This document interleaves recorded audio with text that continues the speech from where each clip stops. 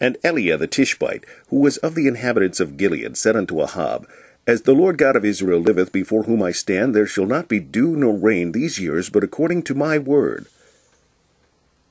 And the word of the Lord came unto him, saying, Get thee hence, and turn thee eastward, and hide thyself by the brook Cherith, that is before Jordan.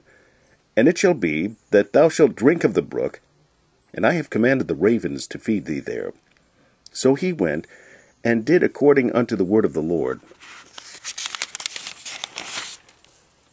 For he went and dwelt by the brook Cherith, that is before Jordan. And the ravens brought him bread and flesh in the morning, and bread and flesh in the evening, and he drank of the brook. And it came to pass after a while that the brook dried up, because there had been no rain in the land. And the word of the Lord came unto him, saying, Arise, get thee to Cherith, which belongeth to Zidon, and dwell there. Behold, I have commanded a widow woman there to sustain thee. So he arose and went to Cherith. And when he came to the gate of the city, behold, the widow woman was there gathering of sticks. And he called to her, and said, Fetch me, I pray thee, a little water in a vessel, that I may drink. And as she was going to fetch it, he called to her, and said, Bring me, I pray thee, a morsel of bread in thine hand. And she said, As the Lord thy God liveth, I have not a cake, but an handful of meal in a barrel, and a little oil in a cruse. And behold, I am gathering 2 sticks, that I may go in and dress it for me and my son, that we may eat it and die. And Elijah said unto her, Fear not. Go and do as thou hast said, but make me thereof a little cake first, and bring it unto me, and after make for thee and for thy son.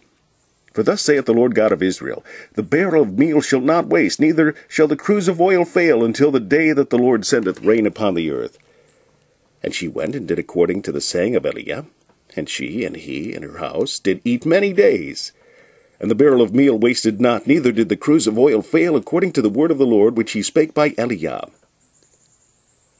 And it came to pass after these things, that the son of the woman, the mistress of the house, fell sick. And his sickness was so sore, that there was no breath left in him.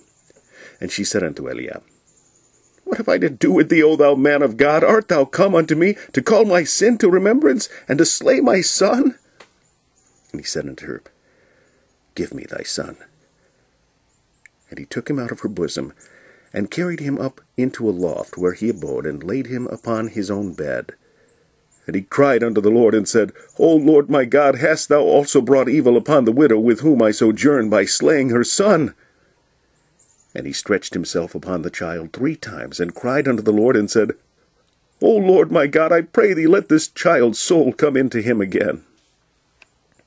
And the Lord heard the voice of Elijah. And the soul of the child came into him again, and he revived.